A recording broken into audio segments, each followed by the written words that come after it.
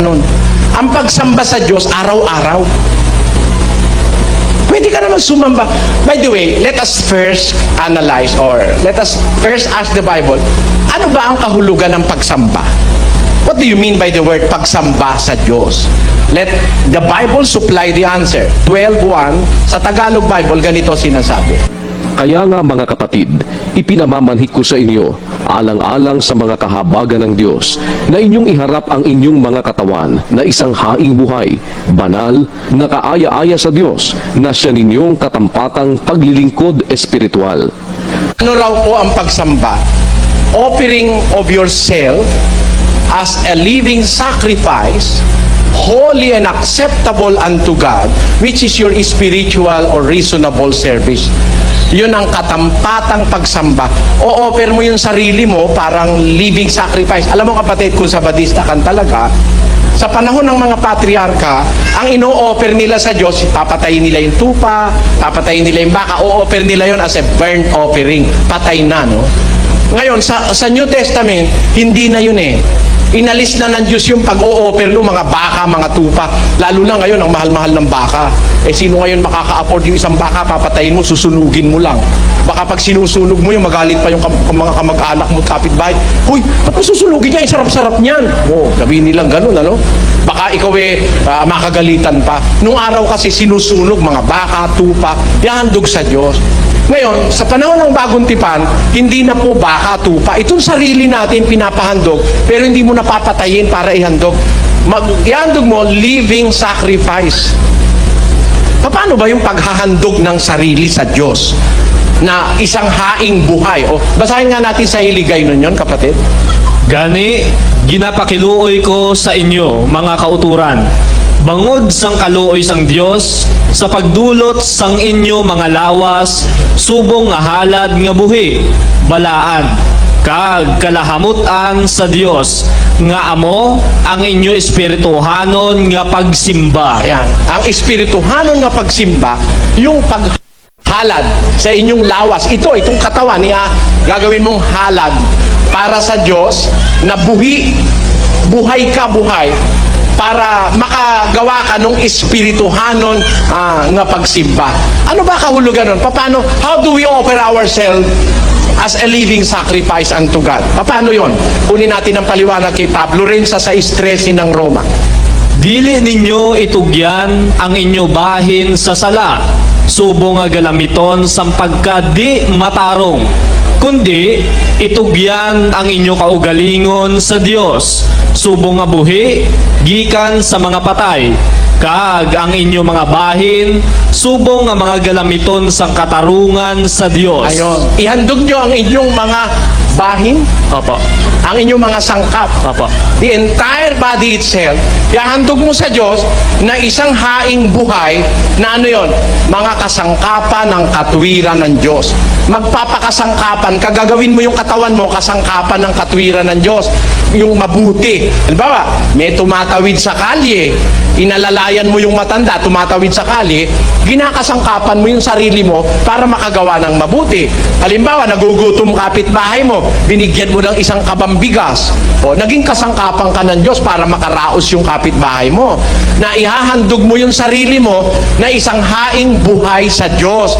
Yun ang pagsimba o pagsamba sa Diyos. Kaya ang pagsamba, pwede ka sumamba ng umaga, tanghali, hapon, Lunes, Martes, Miyerkules, Huwebes, Biyernes, Sabado. Ang pagsamba, yung paghahandog ng sarili sa Diyos. Gagawa ka ng kabutihan. Halimbawa, merong may sakit, tutulungan mo. Pagsamba sa Diyos yun. Yung asawa mo, mamahalin mo. Ha? Maghahanap buhay ka, bibigyan mo ng pera. Bahagi ng paglilingkod at pagsamba sa Diyos yun. Kakahabagan mo yung kapitbahay mo, paglilingkod sa Diyos yun. Ganun ang kahulugan ng pagsamba, kapatid. Ginagawa yun araw-araw. Sa magkakapatid, meron po tayong disiplina kung may pag-ibig tayo sa isa't isa, no? May disiplina dyan eh. Bawal sa atin ng gumawa ng, nasa Roma 13, pakinggan niyo. Huwag kayong mga gatulan 14 at 13, huwag na nga tayong mangaghatulan pa sa isa't isa. Bawal sa atin yung hahatulang kita, hatulan mo ko. Maghahatulang kayo. Bawal po yun. Kundi bagko, Kundi bagkus ihatol ninyo ito, ano yung hatol natin? na ang sinuman ay huwag maglagay ng katitisuran sa daan ng kaniyang kapatid o kadahilanan ng ikararapa. Huwag ka maglalagay ng ikakatisod ng kapatid mo. Yan ang ihahatol mo. Halimbawa, dalaga ka. May asawa na yung kapatid. Huwag mo lalagyan ng katitisuran. Baka dalaga ka, aalimbungan mo, may asawa at may anak niya, mawawasak ang pamilya. Huwag ka maglagay ng katitisuran sa daan ng kapatid mo. O ng anumang kadahilanan ng ikararapa. Alam mo nang may pamilya na yung babae. Lalaki ka. Huwag mo nang ligawan. Matitisod yung kapatid mo. Madadapa yun. Yung asawa nun, madadamay. Baka maging kriminal pa yun pag nahuli kayong dalawa. Kaya ang sabi ng Diyos, huwag kayong maghahatulan. Ito ang ihatol nyo. This must be our judgment, na huwag tayong maglagay ng katitisuran sa daan ng kapatid o anumang kadahilan ng ikadadapa. Huwag mong pabayang madapa ang kapatid mo. Dapat nga pag nadapa siya, alalayan mo ikaw pa maglalagay ng dahilan na ikadadapa. Masamang tao ka nun.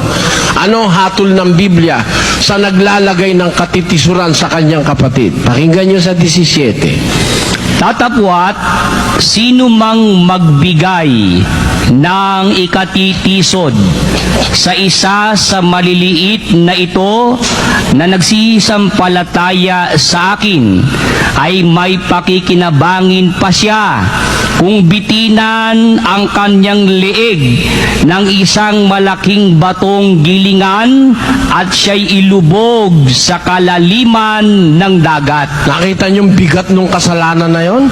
Pag nagpatisod ka ng kapatid, sabi ng Diyos, may pakikinabangin pa sa'yo kung talian ka ng gilingang bato.